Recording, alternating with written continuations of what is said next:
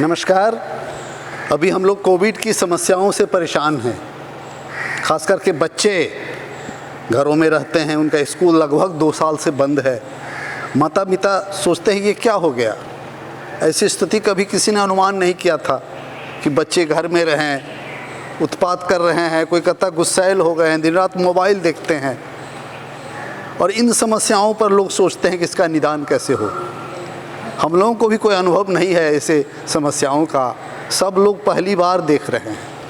एक माँ कह रही थी कि इतना मुश्किल है, 2 पेज टास्क बनाने में इतना हल्ला करना पड़ता है कि 1 लीटर खून जल जाता है। एक दूसरी माँ बता रही थी कि देखिए अपने यहाँ एक कार्टून चलता है मोटू पतलू का, वो मोटू है ना, वो समोसे खा खा करके बड़ा बड़ा काम करता है। तो मेरा बेटा भी कहता है कि हर दिन समोसे खिलाओ। उसने कभी पालक खा कर के कोई अच्छा काम नहीं किया, गाजर खा के अच्छा काम नहीं किया, फल खा के अच्छा काम नहीं किया। तो यही सब मानबिंदु हैं बच्चों के सामने। पिज़्ज़ा खाना, समोसे खाना, मोबाइल देखना, गुस्सैल होना, रोने लगना, चिल्लाने लगना, और पढ़ाई लिखाई कुछ हो ही नहीं रही है। इन समस्याओं से माता पिता परेशान हैं और इस पर काफ़ी चर्चा हो रही है। मेरा आग्रह होगा कि इस पर थोड़ा गौर करें हम। ये परिस्थितियां तो हैं और आगे भी रह सकती हैं कुछ वर्षों तक। अब इसके लिए अपने आप को तैयार करना पड़ेगा। बच्चे भी, उनके भी कामना है, उनके मन में भी सपने हैं। वो भी जब स्कूल जाते थे तो दोस्तों से मिलते थे, हंसी गप करते थे, खेल खेलते थे, फिजिकल और मेंटल एक्टिविटीज़ होती थी। वो उनका नहीं हो रहा है। उनकी चिंता आप समझिए। हम लोग सोचते हैं कि घर का जो हेड है ना वही चिंतित होता है या माँ चिंतित होती है। ऐसा नहीं है। बच्चे हैं, लड़कियां हैं, युवक हैं, सबके मन में ये परेशानी है। चूँकि उनका एक जीवन का जो क्रम था वो विचित्र ढंग से बदल गया है। थोड़े ही क्षेत्र में रहना है दिन रात, तो एक्टिविटीज़ भी बदल गई है, फिजिकल एक्टिविटी कम हो गई है। फलतः सब लोग चिड़चिड़े हो रहे हैं। तो इसमें अभिभावकों को चाहिए कि बहुत ही धैर्य और शांति के साथ बच्चों को देखें, समझें और उनको अच्छा करने की कोशिश करें। और जहाँ तक मोबाइल की बात है, ऐसा नहीं कि कोरोना के दौर में मोबाइल बच्चों ने अधिक देखना शुरू किया, ये हो सकता है, लेकिन देखते पहले भी रह रहे हैं। हम लोग ही कई बार उनको दे देते हैं एंड्रॉयड। चलो अभी बात कर रहे हैं, तुम थोड़ा उधर जाओ। पहले तो लोग टीवी की शिकायत करते थे, अब मोबाइल की कर रहे हैं, क्योंकि उस पर एक से एक खेल आते हैं, मार धार के, गोली चलाने के। बच्चे उसमें निपुण हो जाते हैं और वो उनसे आकर्षित भी होते हैं और धीरे धीरे एडिक्ट हो जाते हैं। वो दूर करना काफ़ी कठिन होता है। उसके लिए हमें आपको सोचना पड़ेगा। दूसरी दिक्कत क्या होती है कि हम अनुशासन का मतलब मारपीट समझते हैं। ऐसा नहीं होता है। ज़रूरी नहीं है कि आप उसके साथ मारपीट कीजिए। अनुशासन में धैर्य और दृढ़ता की आवश्यकता होती है। कई बार कड़वी दवा भी हम इलाज के दौरान पिलाते हैं बच्चों को, तो अनुशासन वही है। जैसे कुछ रूटीन हम बना सकते हैं कि इतने बजे उठना है, इतने बजे तक नहाना है। तो ये सब चीज़ों को उनको यदि हम नियम में बांधें तो ये अनुशासन उनको एक चेतना लाती है और उस तरह से उनका जीवन व्यवस्थित होता है। और कई चीज़ें सोची जा सकती हैं। कुछ तो मानसिक स्तर पर हम लोगों ने घर को एक ऐसा जगह बना दिया है जहाँ सीखने और समझने का काम कम होता है। हम लोग आपसी बातचीत में मैं इतना कमा रहा हूँ, उसको तो कुछ मिलता ही नहीं है, अपना झूठा बड़प्पन दिखाना। जब बच्चे इसको सुनते हैं तो उनको पैसे का महत्व तो समझ में नहीं आता। फिर उनको आसान सा लगता है कि नहीं, पिज़्ज़ा का ऑर्डर हर दिन होना चाहिए, समोसे हर दिन आने चाहिए, किसी दिन नहीं आएगा तो रोने लगेंगे।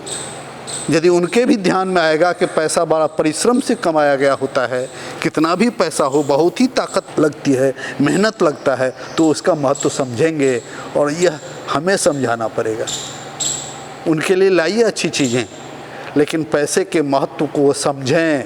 खाना बेकार का नहीं फेंकें। यह धीरे धीरे विचार घर में आना चाहिए। फिर हम बातचीत की शैली में गाली गलौज करते हैं, पति पत्नी बच्चों के सामने झगड़ते हैं, कई बार पड़ोसियों को गाली देते हैं, ईर्ष्या करते हैं। क्या ये सब चीज़ें वो नहीं सीखेंगे? हमारी ही आपकी भाषा तो बच्चे सीखते हैं। तो हम यदि बेहतर भाषा का प्रयोग करेंगे, कोई बुरा भी किया तो उसके प्रति क्षमा का भाव रखेंगे, क्रोध कम करेंगे, प्रेम और स्नेह रखेंगे आपस में घर में, तो बच्चे भी ऐसा ही सीखेंगे। अब वो बात नहीं रही कि आप माता पिता हैं तो आपके प्रति बच्चे आज्ञाकारी रहेंगे, ऐसा नहीं है। अब उम्र के कारण कोई लिहाज नहीं करने वाला है, अब करेगा तो व्यवहार के कारण, विचार के कारण, आपके आचरण के कारण। तो उसमें घर में हमें बदलाव लाना है, और तब यदि हम चाहेंगे तो घर का माहौल ज़रूर अच्छा होगा। अब इसमें कुछ चीज़ें हम कोरोना के क्रम में कर सकते हैं। जैसे बहुत बच्चों ने अभी तक सूरज का उगना नहीं देखा उच्च वर्गीय परिवारों में। अब सवेरे सो जाइए, सवेरे उठिए। अब जिनको देर रात तक कोई नौकरी का काम है, कोई पैसा का काम है, उनके लिए तो मुश्किल है, लेकिन सबों के साथ ऐसी बातें नहीं होती है। देर रात तक खाते रहना, बातचीत करते रहना, तो इसको हम कम कर सकते हैं। सुबह उठने की परंपरा, फिर कुछ सुबह में व्यायाम, योग, ये सब डाल सकते हैं। अभी योग के बारे में काफ़ी प्रचार प्रसार हुआ है। हम आप सभी योग के महत्व को जानते हैं, काफ़ी बातें उसके बारे में सबको पता है, लेकिन वो तो करने से होगा ना। जानकारी बहुत और कर नहीं रहे हैं, तो कहाँ से स्वास्थ्य में सुधार होगा? क्यों नहीं मोटापा बढ़ेगा? क्यों नहीं शरीर में आलस्य आएगा? तो क्यों नहीं कुछ व्यायाम, कुछ योग सपरिवार करें, या जिनको फुर्सत है वो करें। उसी घर में करने के व्यायाम हो सकते हैं, जितना जगह है उसी में हो सकता है। फिर हर दिन एक रूटीन बन जाए, ये इतना पेज लिखना है, इंग्लिश से, हिंदी से, कुछ क्लास के वर्क करने हैं। कुछ इनोवेशन भी किया जा सकता है। दिमागी खेल बहुत सारे हैं, लूडो है, कैरम है, चेस है, कोई संगीत सीख सकता है। कविताएं करने का चले परंपरा, छोटी छोटी कविताएं हम लोग करेंगे, कहानियां सुनाएंगे, हर आदमी एक कहानी सुनाएगा शाम में। ऐसा हो सकता है क्या? तो ये सारी चीज़ों से यदि हम बच्चों को जोड़ेंगे और पूरा घर उसमें इन्वॉल्व होगा, तब बच्चे सीखेंगे। फिर हम करते क्या हैं, बच्चों ने सारे सामान बिखेर दिया और हम उसको ठीक करते रहते हैं।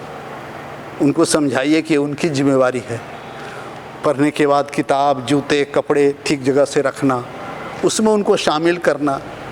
कभी कोई काम में भी, घर के काम, किचन के काम, उनमें उनको लगा करके उनको गौरव भी होगा और अच्छा भी लगेगा। फिर उनकी प्रशंसा कीजिए, इस काम को तो तुमने बहुत अच्छे से किया। तो ऐसे व्यवहार जब हम बच्चों के साथ करेंगे और घर का माहौल बेहतर बनाएंगे, तो वो सीखेंगे और वो बेहतर काम करेंगे। मित्रों, ये कोरोना संकट लंबा चलने वाला है, और जहाँ एक तो सरकारी स्कूलों में किताब का संकट है, पढ़ाई का संकट है, आर्थिक संकट अलग से है। जो मध्यम और उच्च वर्गीय परिवार हैं उनके लिए भी दिक्कत है। ये ऑनलाइन पढ़ाई की जो बातें हो रही है ना, ज़्यादातर उसमें यूट्यूब से कुछ भेज दिया जाता है, कुछ कह दिया जाता है, उससे लर्निंग नहीं हो रही है। और पिछले साल भी बच्चे बिना पढ़े, बिना समझे, पर्याप्त ज्ञान हासिल किए बिना अगली कक्षा में चले गए। इस बार फिर वो होने वाला है।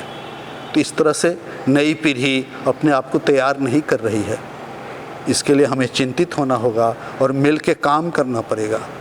प्रेम से, सौहार्द से, धैर्य से हम जब बच्चों के साथ काम करेंगे, तो हमें इस कोरोना संकट में भी आगे बढ़ने की उम्मीद जगेगी। किसी को भी पता नहीं है इसके बारे में। हम लोगों के लिए भी यह नया अनुभव है, आपके लिए भी नया अनुभव है। लेकिन जब हम परिस्थितियों को समझते हैं, उसको जानते हैं और तब समझबूझ के साथ काम करते हैं, तो अच्छा करते हैं। मुझे खुशी होगी, आप ज़रूर बेहतर करेंगे, आपके बच्चे भी अच्छा करेंगे और आपके जीवन में खुशियाँ लाएंगे, और हम सब मिल कर के बच्चों के लिए बेहतर दुनिया बनाएंगे। नमस्कार, धन्यवाद।